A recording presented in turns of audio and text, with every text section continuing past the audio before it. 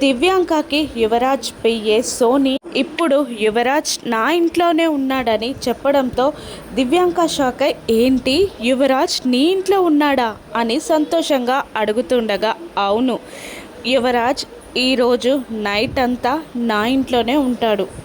ఇక ఈరోజు ఎలా తెల్లవారిపోతుందో ఆ నిషిక బ్రతుకు కూడా అలాగే తెల్లవారిపోతుంది.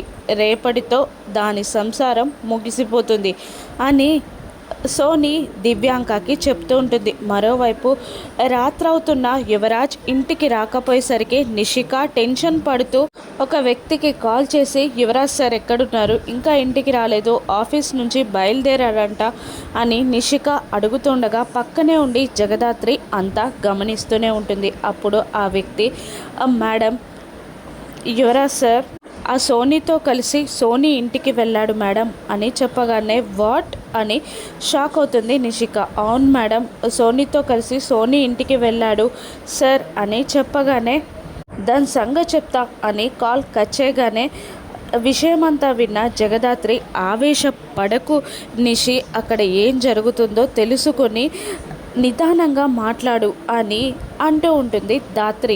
అప్పుడు నా సంసారం నీకెందుకే, నా సంసారాన్ని ఎలా చక్కబెట్టుకోవాలో నాకు బాగా తెలుసు అని ఆవేశంగా బయలుదేరుతుంది నిషిక. మరోవైపు యువరాజ్ని ఇంటికి తీసుకెళ్ళి సోఫాలో కూర్చోబెట్టి టీ ఇస్తుంది సోని. టీ ఇచ్చే నెపంతో యువరాజ్ షర్ట్ పైన టీ ఉలకబోస్తుంది సోని. అయ్యో సార్ వాష్ చేసుకోండి, ఫ్రెష్ అప్ అవ్వండి అని అంటూ వాష్రూమ్లోకి యువరాజ్ని పంపిస్తుంది. ఏదో ఒక నెపంతో తను కూడా వాష్రూమ్లోకి వెళ్ళిపోతుంది. అప్పుడు కాలు జారినట్టు యాక్టింగ్ చేయగానే కింద పడిపోబోతున్న సోనీని యువరాజ్ నడుం చుట్టూ చెయ్యి వేసి ఆపుతాడు. ఇద్దరి కళ్ళు కలుస్తాయి, ఇద్దరి పెదాలు దగ్గరికి వస్తాయి. అప్పుడే కావాలనే షవర్ ఆన్ చేస్తుంది సోని. ఇద్దరు తడిసిపోతారు. మరోవైపు నిషిక యువరాజ్ని వెతుక్కుంటూ సోని ఇంటికి వస్తుంది. ఇక్కడ జరిగే మహా సంగ్రామం ఏంటో, సోని గెలుస్తుందా నిషి గెలుస్తుందా రాను ఎపిసోడ్స్లో చూద్దాం. Thank you for watching.